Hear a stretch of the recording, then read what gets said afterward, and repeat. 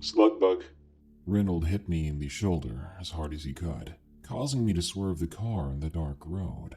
But luckily, there was no one else driving that night, or so it appeared for the last 100 miles. Crap, man, that's not funny. There's not even a bug on the road, dude. I got us back on the right side of the road and rubbed my shoulder. Then I gave him a quick but mean scowl.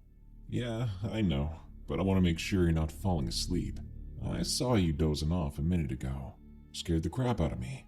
I don't want my brain implanted into some tree out here. Whatever, I said, not realizing that I probably did just doze off a second. We'd stayed up really late partying with our friend. It was his bachelor party. Things got a little too wild. But now we were halfway home on a 5-hour journey. It was dark out, and we were both tired out of our minds.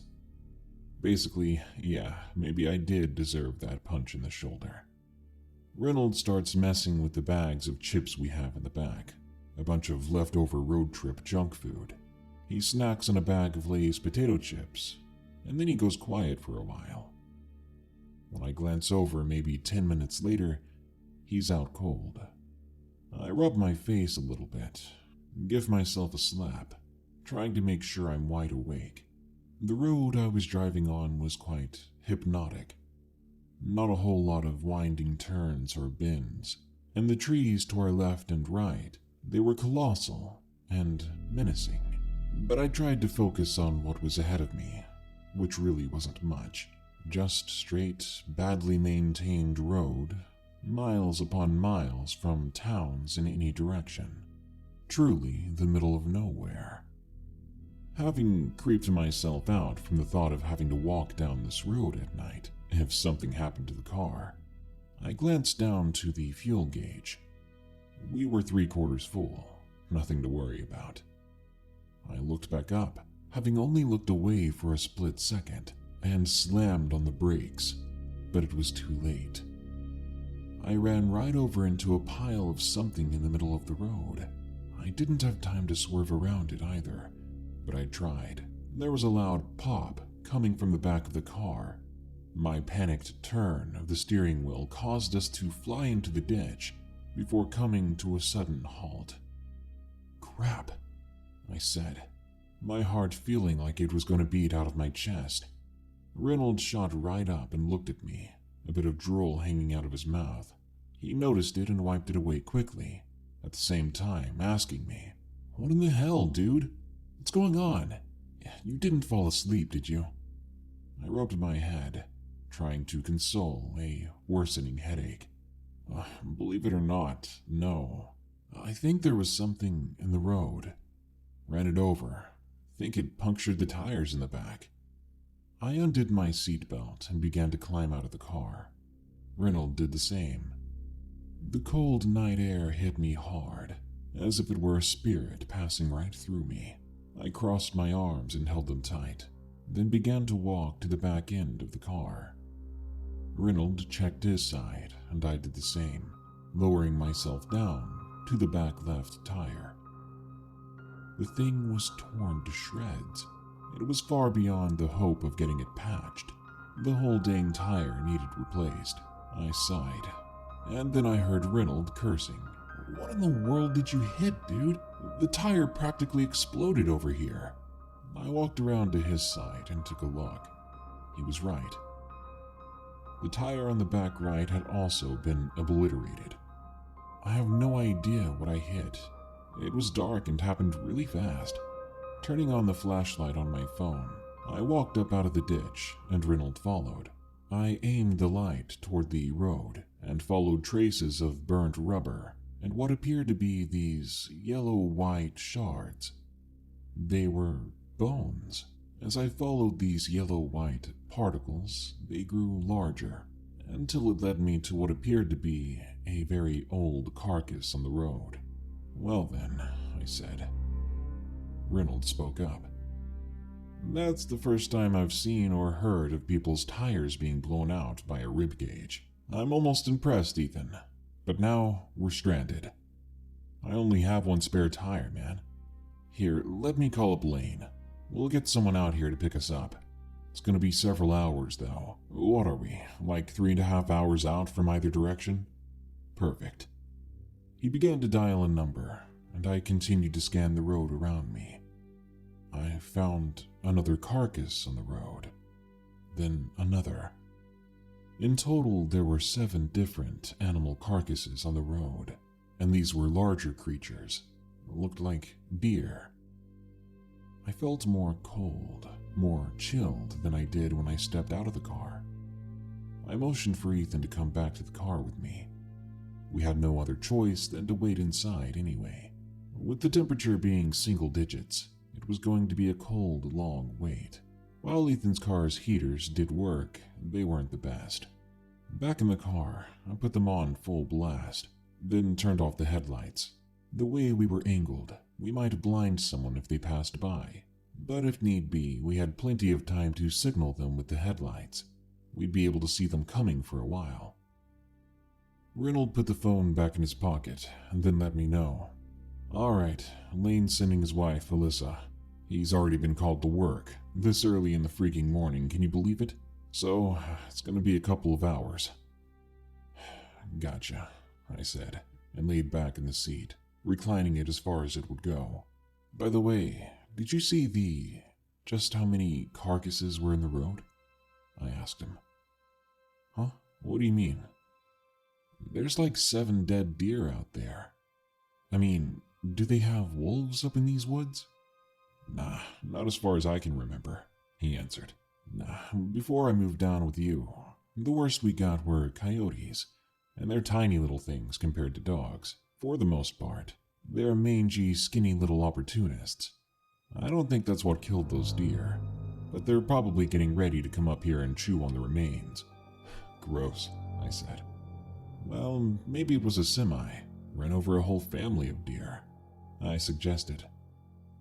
Yeah, only thing that makes sense, Reynolds agreed. Then he reclined too, reaching for yet another bag of Lay's. Hey, grab me a bag of Cheetos while you're at it. Flaming hot? Do you even have to ask? I said. He tossed the bag to me. For the next hour or so, we laid there, just looking out the window. With the headlights off, we could see the sky pretty well, and the stars were bright out in these parts. Would have been a beautiful night had we not found ourselves in this predicament.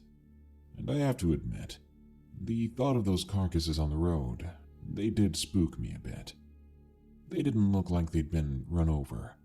They looked like they'd been torn open, eaten. I shook my head and got that off my mind. Focusing on that right now would only make the situation more unbearable. So I turned on the radio, then lowered the volume just enough to where the music was subtle. It's kind of like we're camping, huh? Reynolds wondered aloud. Pretty much. Wish we had some s'mores instead of chips, though. And you ate all the Slim Jims on the way up here.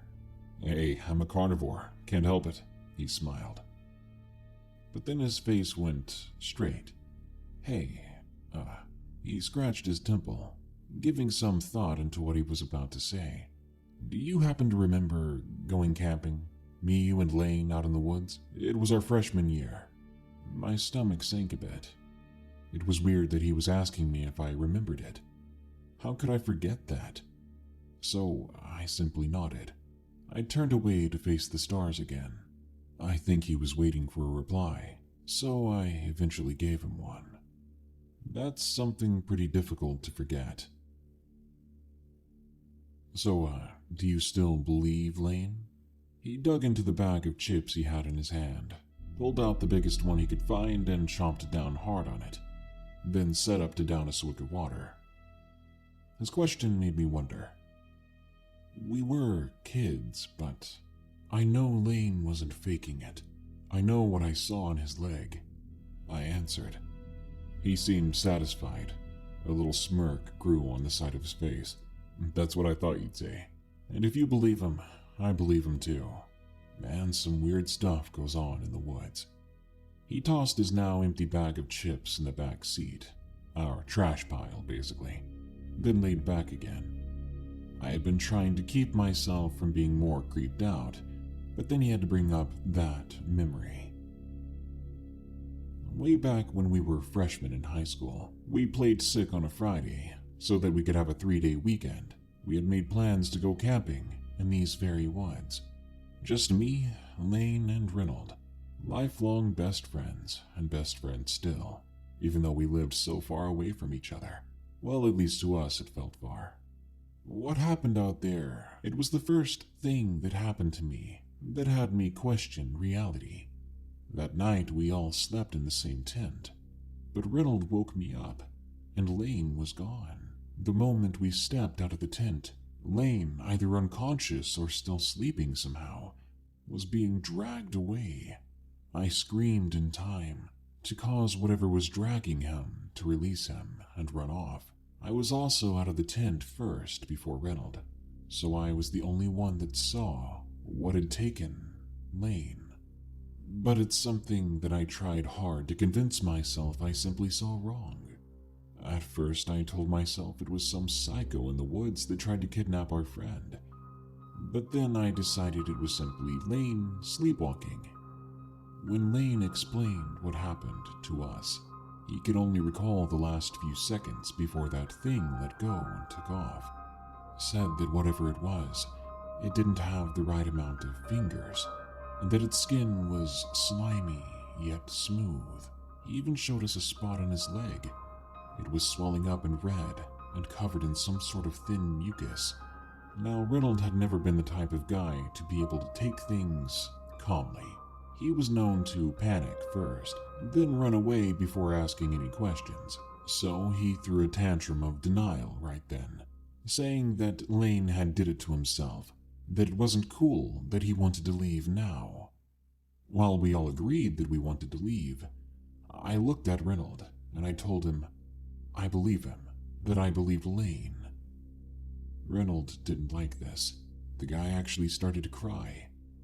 He trusted me a lot, and having me say that, it was like I was confirming that he should be afraid. We left those woods as quickly as we could that night, and we never went back for another camping trip. So yeah, I believe what Lane said. I just didn't want to believe what I saw dragging him away. And I still hadn't told Reynold or Lane what I think I saw. A steady, light rain began to fall outside. It landed and flowed down the windshield, even more mesmerizing than the road had been when I was driving before. I was dozing off again, until Reynold shook me. What? I said. Dude, it's raining.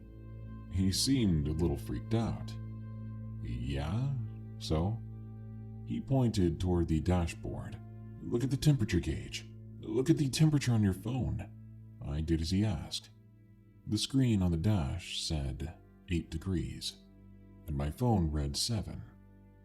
Huh. Reynold went on.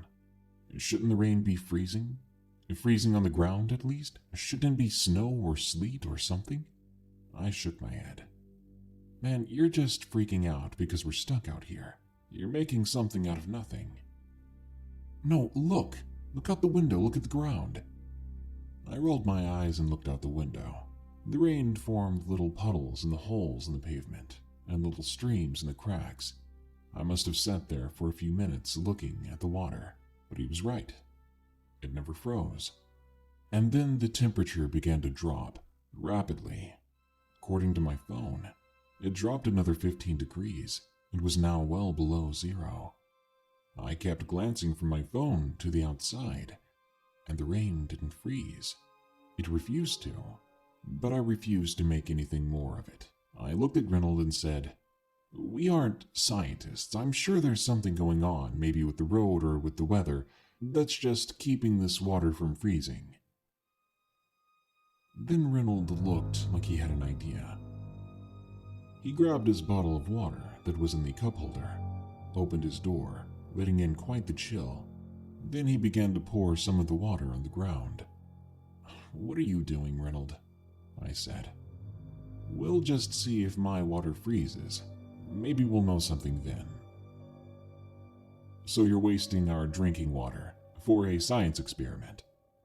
He looked at me with a finger over his mouth. "Just shush," he said. I leaned over towards him, and I looked out the door. I wanted to see this in action. Of course it wasn't going to freeze. If the rain wasn't freezing, his water wasn't going to freeze. I watched the water hit the ground, mix a little bit in the grass with the rain.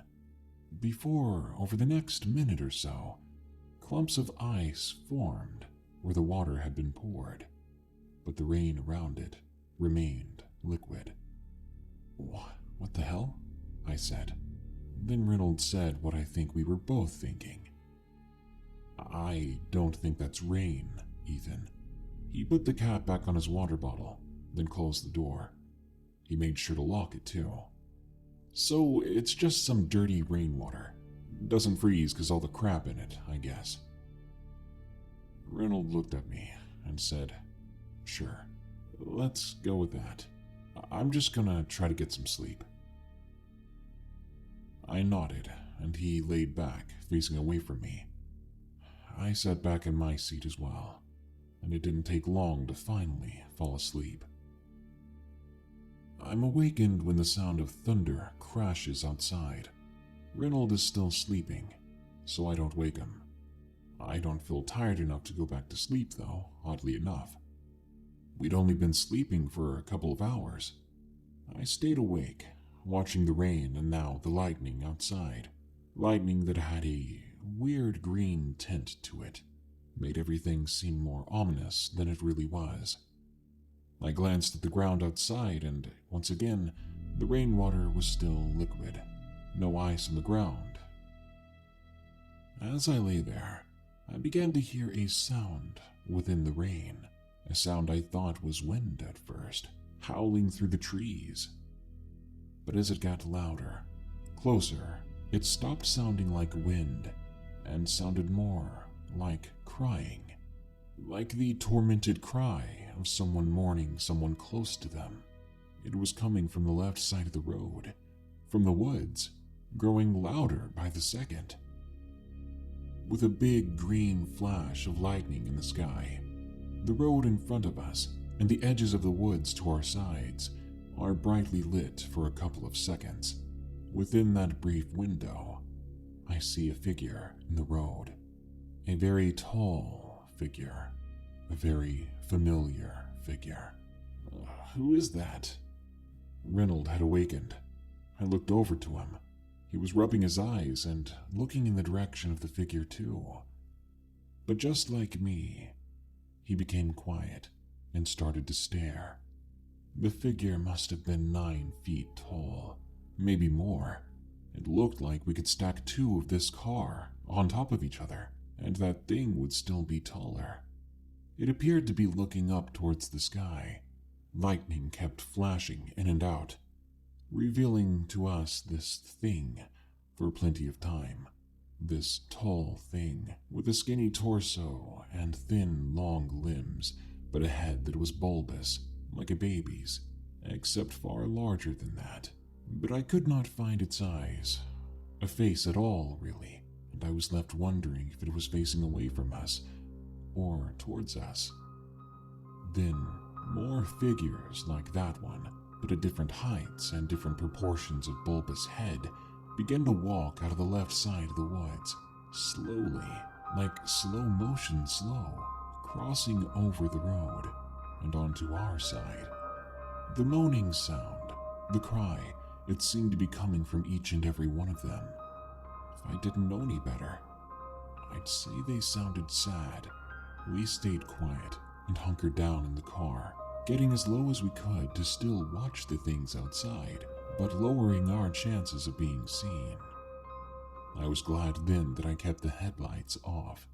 I looked at Reynolds. He was shaking a bit. He started to turn around, wanting to look out the back window. When he did, his eyes grew wide, and his shaking intensified.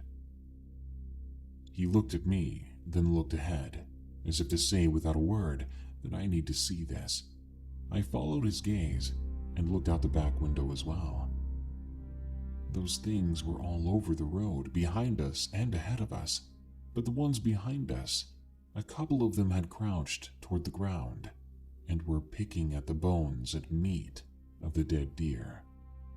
Each one that stopped at a deer carcass would only take a few bites before getting back up and walking in that physically impossible slow-mo walk. In silence, in fear and terror, we must have watched 100 of these things cross the road before it finally stopped.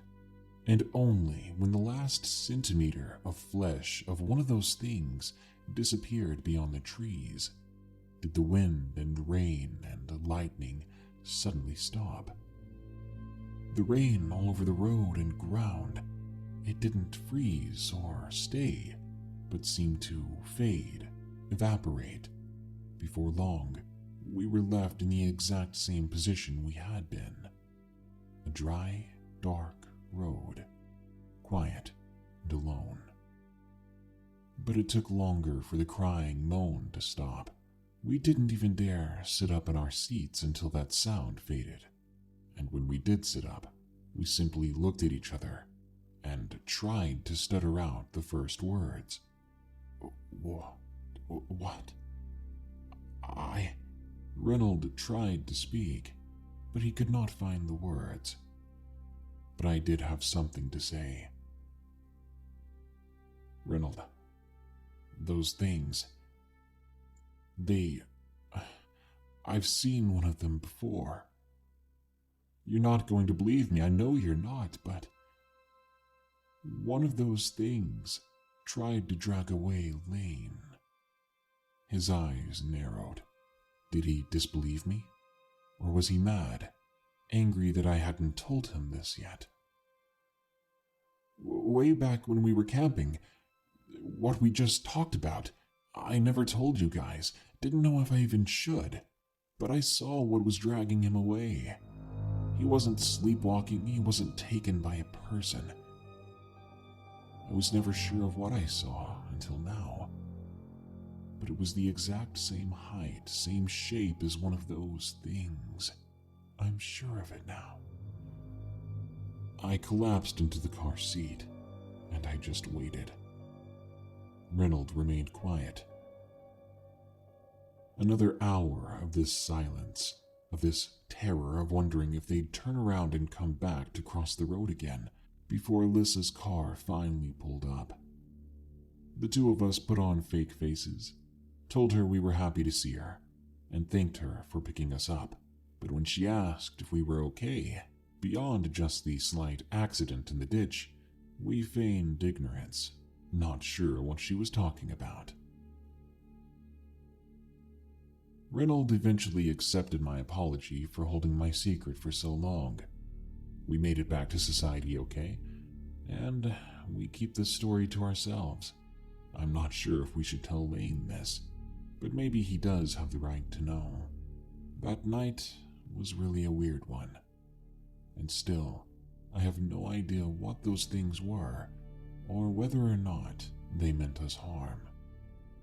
I'm just glad that they didn't see us.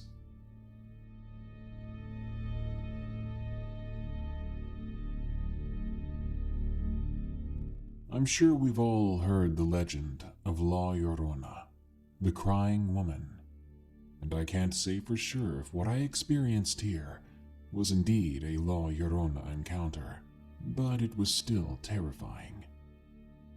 This story takes place in 2017, when I was on vacation in Mexico, visiting my in-laws. It was the first time I'd be meeting them in person, as my husband and I were living in California with our 3 children. I should mention that I'm a white, bilingual female, and this visit was a total surprise to all but one of my in-laws. My older daughters, who are twins, chose not to travel with me, mostly because my husband is their stepfather, and they really don't have contact with his side of the family. They don't speak Spanish, and my in-laws do not speak English. It was just me and our then 2-year-old daughter, who was his only blood-related child, traveling to visit her paternal grandparents, while my husband stayed in the States working, making sure the bills and rent were paid for the 2 months we'd be gone. It was a very exciting adventure. It would be both of our first time meeting my husband's parents, as well as our first time in Mexico. We were met at the airport by one of my sister-in-laws, the only one who knew we were coming, and her husband, who drove us from the airport to their home some 5 hours away. My husband and I have a house on the same property as his parents that we are still currently building onto, so at the time of my visit, the second story was still missing the roof, among other things. My daughter, who we'll call Ivy, and I stayed in the room downstairs that is already completed, but at night, I would frequently sneak upstairs when my daughter was asleep, just to stare at the beautiful night sky. Although the days were hot and humid, at night the whole atmosphere changed, and it's fresh and cool, and it often rained, even in the summer months. On nights when it doesn't rain, you can still see spectacular lightning storms in the distance, lighting up the night sky. One night, however, I saw something that will forever chill me to the bone. I'd only been staying there a few days when, late at night, I woke up to use the bathroom and get a drink of water. It was then that I heard a faint cry. Thinking it may have been my mother-in-law, I snuck through the doorway that separated our two houses as they connected. I stood outside of her room listening for her crying, but when I heard it again, I realized it wasn't coming from her room. It wasn't coming from the house at all. Instead, the faint sound of a woman crying was coming from outside and seemed to be getting closer. I rushed, quietly but quickly, back to my house, creeping up the stairs to look through one of these still uncovered windows of what will soon be my room.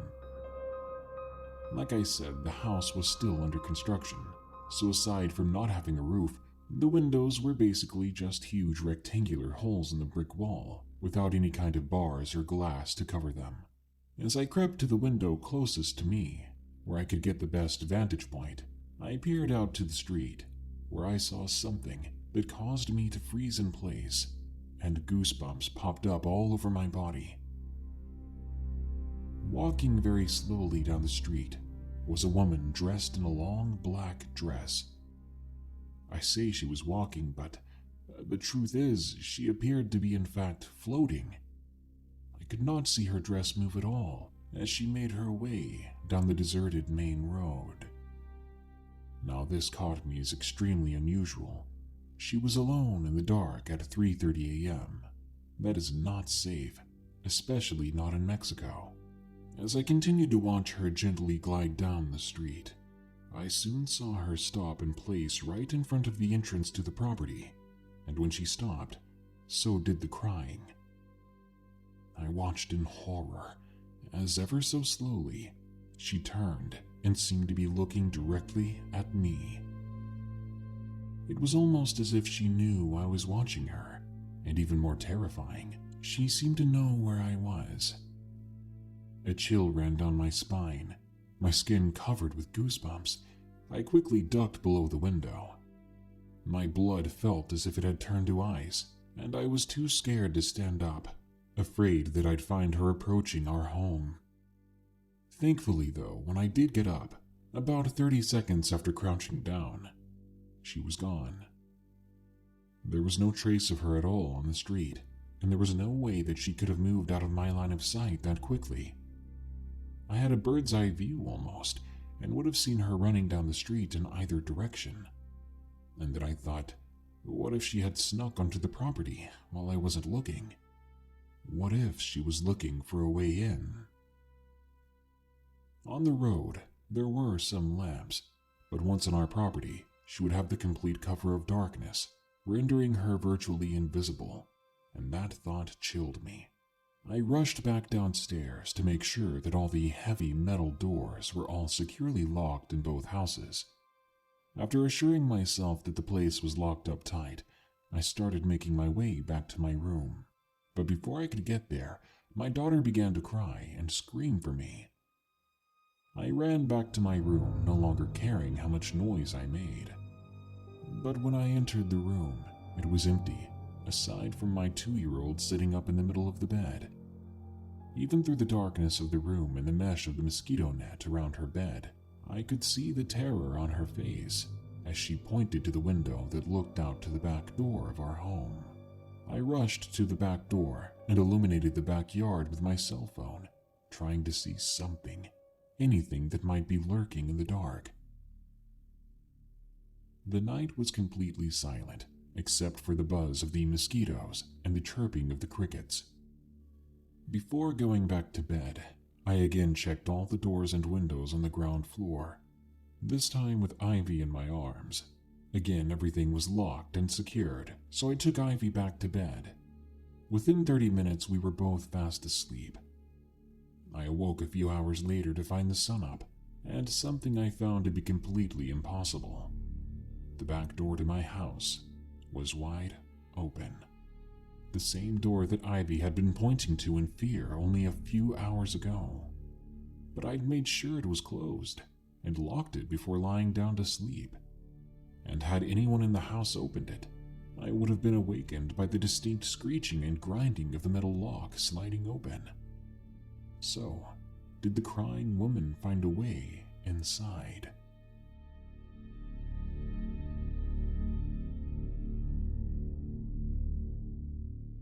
It was 14 years ago.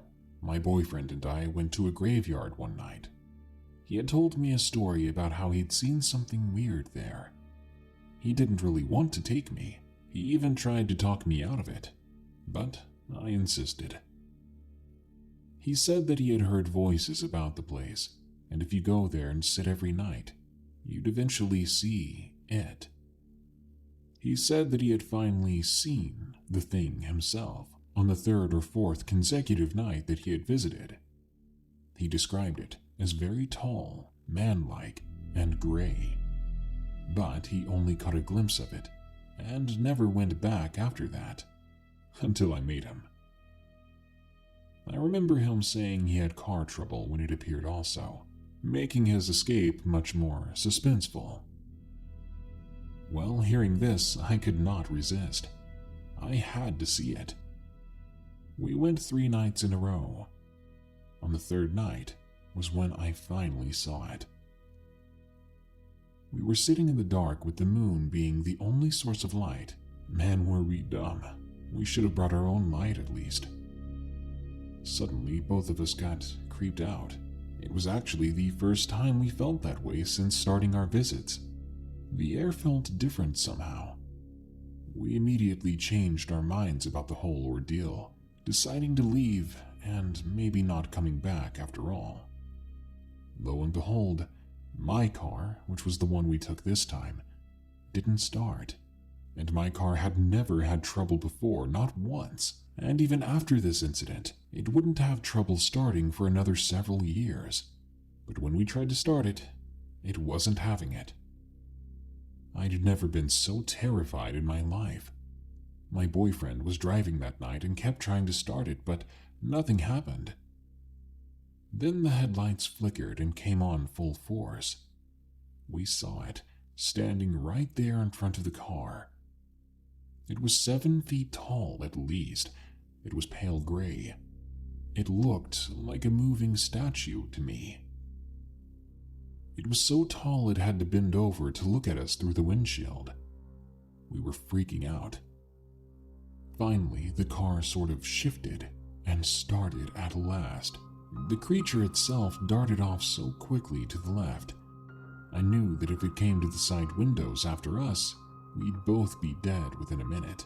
It was so unbelievably fast, yet huge. Instead, it stood at the side of the car, watching us.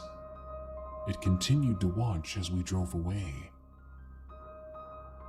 The cemetery was laid out where the gravel road went around the whole graveyard in a circle and looped back around so that the entrance was also the exit. We were spinning tires and slinging gravel the whole way around, but when we passed the place where the thing was, it hadn't moved at all. It had been standing there, watching us go around the gravel circle. It just let us leave, but it was looking directly at me. I knew it. It was the passenger side of the car that was facing it, after all.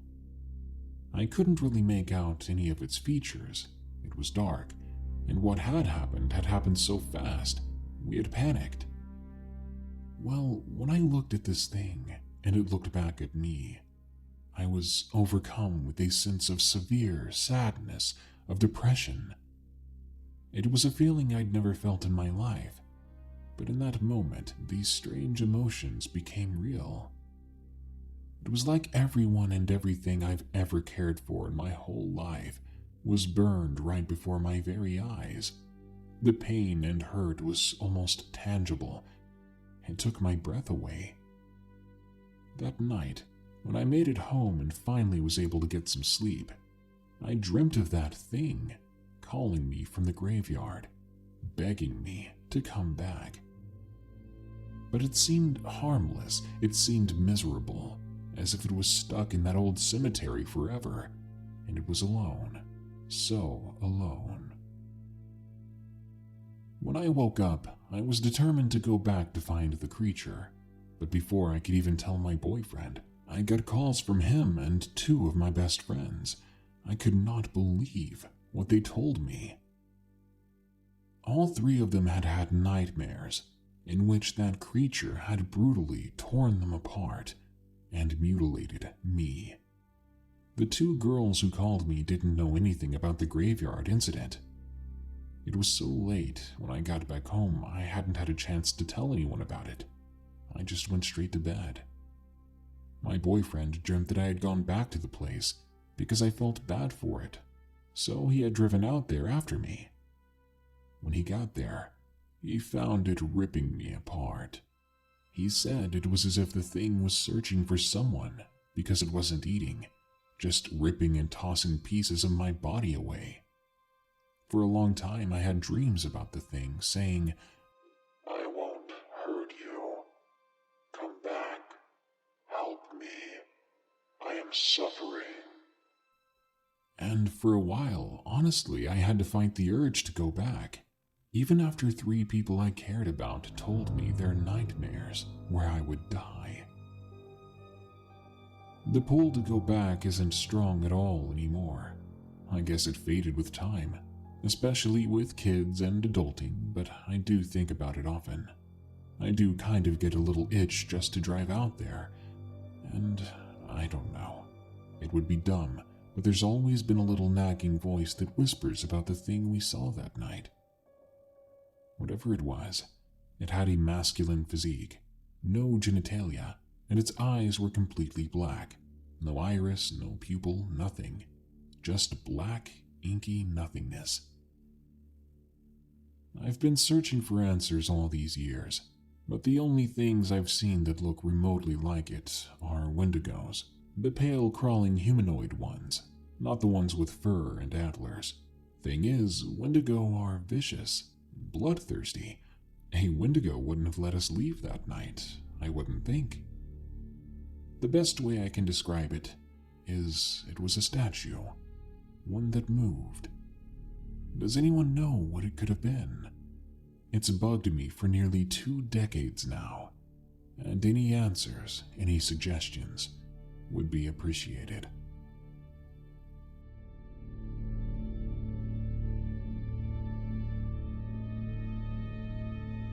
My family has a cabin in northern Alberta, on a beautiful lake called Island Lake. It is pretty much the middle of nowhere. I was 18 years old. The family cabin had recently been reconstructed into a full-fledged house. The cabin was still under construction and was being painted at the time. My dad decided to take up hunting for the weekend. He invited both me and my best friend. Out at the cabin, my passion had always been building fires and chopping wood. One night on one of these weekends, I decided around midnight to go down the stairs descending to the beach and build a fire in the fire pit. My dad and my friend were both asleep at the time, so I decided to just go about doing my thing. Suddenly, I began to hear a crackling in the bushes on the neighbor's property. Our neighbors had a very dense forest connecting to a local campground on their property. I brushed it off as a raccoon or something and continued about making the fire. When I finally got it going, I stopped to look at the stars, but I was interrupted when I heard a growl coming from the bushes. I turned, and I saw a pair of eyes staring right back at me. I could not make out what they belonged to, so slowly I went into the shed to grab a flashlight. As I did so, I suddenly heard a bang on the side of the shed. I looked up the window of the shed, hoping to catch a glimpse of what did that. But there I saw the eyes again. A feeling of dread welled up in me. I'd left the shed door open. I could hear what sounded like claws dragging along the side of the shed. This thing sounded plenty big, and I did not want it in the shed with me. After all, if I could see its eyes in the window, it had to have been at least 7 feet tall. Just when I thought this thing was going to come inside and end me, my father stepped out onto the deck and turned on the bright floodlights facing down to the beach. "Mike," he called out. "You down there, boy?" The scratching stopped, and I heard the creature run off into the bushes as if scared by the light. Quickly, without even putting out the fire, I ran upstairs to the cabin, and I rushed inside as fast as I could. I only once briefly stopped to look to the bush by the neighbor's cabin. I saw it in the nick of time, a figure fading away into the undergrowth. It was big. It was about 7 feet tall. I went inside and locked everything down. But I never saw that thing again. Still, when I find myself sitting by the fire at night, I can't help but feel I'm being watched. Who knows when the creature will show up again, or if it ever left. Maybe it's always close by, watching someone from the bushes. Keep an eye out for any dogs you might have, and keep your small children close.